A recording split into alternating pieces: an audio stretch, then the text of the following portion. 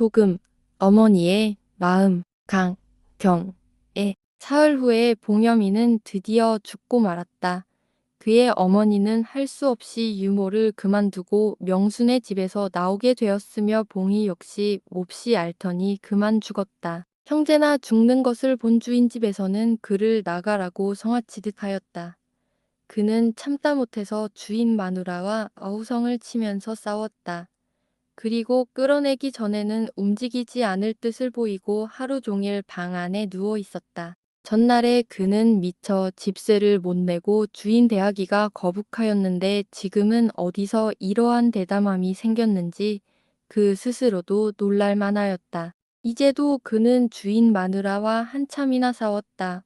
만일 주인 마누라가 좀 더 야단을 쳤다면 그는 칼이라도 가지고 달라붙고 싶었다. 그러나 다행히 주인 마누라는 그 눈치를 채었음인지 슬그머니 들어가고 말았다. 누구를 나가래? 좀 안 나갈 걸. 암만 그래도. 이렇게 중얼거리며 그는 문편을 노려보았다. 그리고 좀 더 싸우지 않고 들어가는 주인 마누라가 어쩐지 부족한 듯하였다. 그는 지금 땅이라도 몇십 길 파고야 견딜 듯한 분이 우쩍우쩍 올라왔던 것이다. 분이 내려가더니 잠깐 잊었던 봉여미, 봉희, 명수까지 뻔히 떠오른다. 생각하면 할수록 그들은 자기가 일부러 죽인 듯했다. 그가 곁에 있었으면 애들이 그러한 병에 걸렸을는지도 모르거니와 설사 병에 걸렸다더라도 죽기까지는 않았을 것 같았다. 그는 가슴을 탁탁 쳤다. 남의 새끼 키우느라 제 새끼를 죽인단 말이냐. 인연들 모두 가면 난 어쩌란 말이. 날마다 다려가라. 하고 소리를 내어 울었다. 그러나 음성도 이미 갈리고 지쳐서 몇 번 나오지 못하고 콱 막힌다. 그리고는 목구멍만 짖어지는 듯 했다. 그는 기침을 칵칵 하며 문 밖을 흘끔 보았을 때 며칠 전 일이 불현듯이 떠올랐다. 그날 밤 비는 쫙쫙 퍼부었다. 봉여미 어머니는 봉여미가 앓는 것을 보고 가서 도무지 잠들 수가 없었다. 그래서 밤중에 그는 속옷 바람으로 명수의 집을 벗어났다. 그가 저줌으로 처음 들어갔을 때 밤마다 옷을 벗지 못하고 누웠다가는 명신의 식구가 잠만 들면 봉이를 찾아와서 젖을 먹이곤 하였다. 이 눈치를 챈 명수 어머니는 밤마다 눈을 밝히고 감시하는 바람에 그 후로는 감히 옷을 입지 못하고 누웠다가는 틈만 있으면 벗은 채로 달아오는 때가 종종 있었던 것이다. 그 밤, 낮에 다녀온 것을 명수 어머니가 뻔히 아는 고로 다시 가겠단 말을 못하고 누웠다가 그들이 잠든 틈을 타서 소리 없이 문을 열고 나온 것이다. 사방은 지척을 분간할 수 없이 어두우며 몰아치는 바람결에 굵은 빗방울은 그의 벗은 어깨를 사정없이 내리쳤다.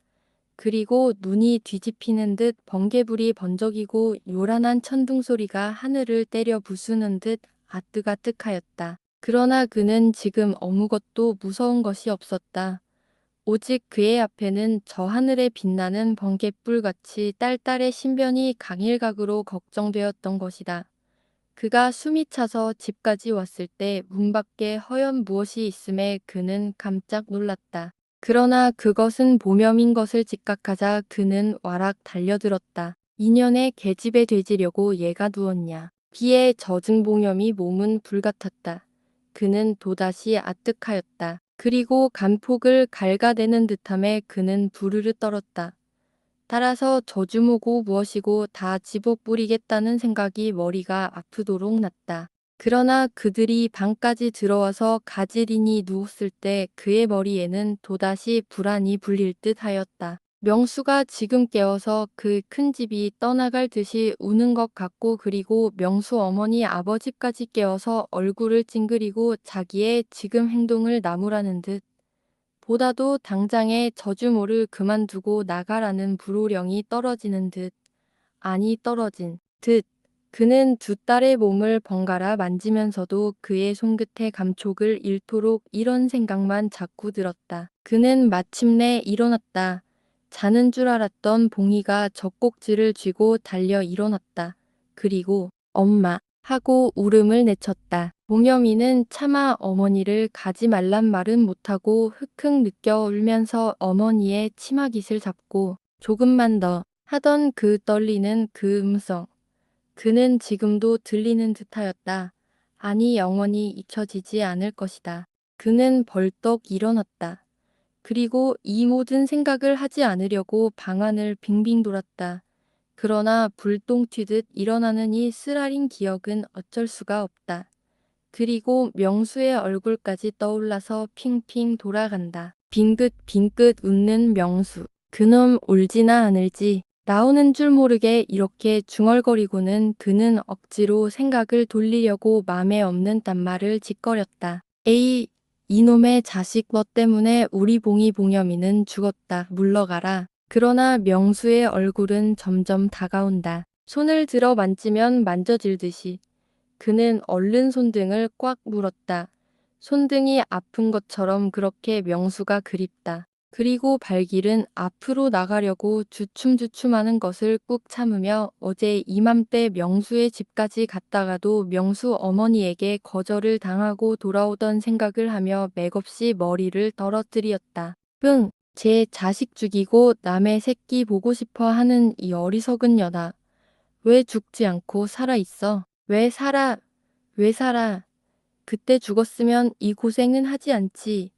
하면 안편에 죽은 것을 보고 따라 죽을까? 하던 그때 생각을 되풀이하였다. 그리고 자신이 이러한 비운에 빠지게 된 것은 남편이 죽었기 때문이라고 단정하였다. 그리고 남편을 죽인 공산당. 그에게 있어서는 철천지원수인 듯했다. 이놈 내 아들이 공산당이라고 내쫓으려면 그냥 내쫓지 무슨 수작이냐. 더러운 놈. 봉식아 살았느냐 죽었느냐. 그는 봉식이를 부르고 나니 어떤 실끝 같은 희망을 느꼈다. 국자가일 가자. 그래서 봉식이를 찾자. 할 때 그는 가기 전에 명수를 봐야겠다는 생각이 불쑥 일어난다. 명수, 명수야. 하고 입속으로 부르며 웃음이 그는 그의 젖꼭지를 쥐었다. 지금쯤은 날 부르고 울지 않는가. 그는 와락 뛰어나왔다. 그러나 명수 어머니의 그 얼굴이 사정없이 그의 앞을 콱 가로막는 듯했다. 그는 우뚝 섰다. 인연, 명수를 왜 못 보게 하니? 내가 낳기만 했지 내가 입대 키우지 않았니? 죽일 년, 그 애가 날 더 따르지. 널 따르겠니? 명수는 내 거다. 하고 눈을 부릅떴다. 그러나 다음 순간에 명수의 머리카락 하나 자유로 만져보지 못할 자신인 것을 깨달을 때 그는 머리를 푹 숙였다. 고요한 밤이다. 이 밤의 고요함은 그의 활활 타는 듯한 가슴을 눌러 죽이려는 듯했다. 이러한 무거운 공기를 헤치고 물큰 스치는 감자 삶는 내. 그는 지금이 감자철인 것을 얼핏 느끼면 우구네가 감자를 이리도 구수하게 삶는가 하며 휘돌아보았다. 그리고 뜨끈한 감자 한 톨 먹었으면 하다가 하고 고소를 하였다. 무엇을 먹고 살겠다는 자신이 기막히게 가련해 보였던 것이다. 그는 벽을 의지해서 하늘을 멍하니 바라보았다. 하늘에는 달이 둥실 높이 떴고 별들이 종종 반짝인다. 빛나는 별. 어떤 것은 봉염이 눈 같고 봉희의 눈 같다. 그리고 명수의 맑은 눈 같다. 젖을 주무르며 쳐다보던 명수의 그 눈. 에이 이놈 저리 가라. 그는 또다시 이렇게 중얼거렸다. 그리고 봉염이 눈을 생각하였다. 엄마가 그리워서 통통 붓도록 울던 그 눈들. 아, 이 세상에서야 어찌 다시 대하랴. 공동묘지에나 가볼까 하고 그는 층층 걸어 나올 때 달 아래 고요히 놓인 수없는 묘지들이 휙 지나친다. 그는 갑자기 싫은 생각인 앵수같이 그의 등허리를 지나친다. 그때 그는 무엇에 놀란 시람처럼 후닥닥 달려나왔다. 앞집 처마 끝 그림자와 이 집 처마 끝 그림자 사이로 눈송이같이 깔리어 나간 달빛은 지금 명수가 자지 않고 자기를 부르며 누워있을 부드러운 흰포당과 같았던 것이다. 그러나 그것은 그의 볼을 사정없이 후려치는 듯한 달빛이었다. 그는 두 손으로 볼을 쥐고 그 달빛을 밟고 섰다. 그리고 명수야 하고 쏟아져 나오는 것을 숨이 막히게 참으며 조금도 이지러짐이 없는 저 달을 쳐다보았다. 그의 눈에는 어느덧 눈물이 술술 흐른다.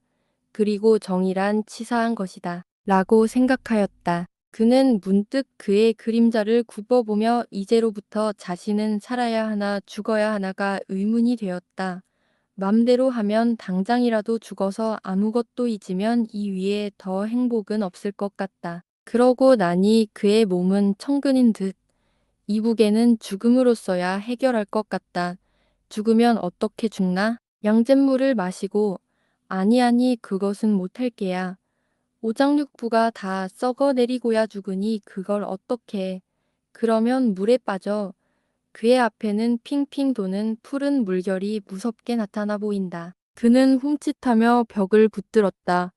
사는 날까지 살자. 그래서 봉식이도 만나보고 그놈들 공산당들도 잘 되나 못 되나 보고 하늘이 있는데 그놈들이 무사할까 부야. 이놈들 어디 보자. 그는 치를 부르르 떨었다. 마침 신발 소리가 나므로 그는 주인 마누라가 또 싸우러 나오는가 하고 안방편으로 머리를 돌렸다.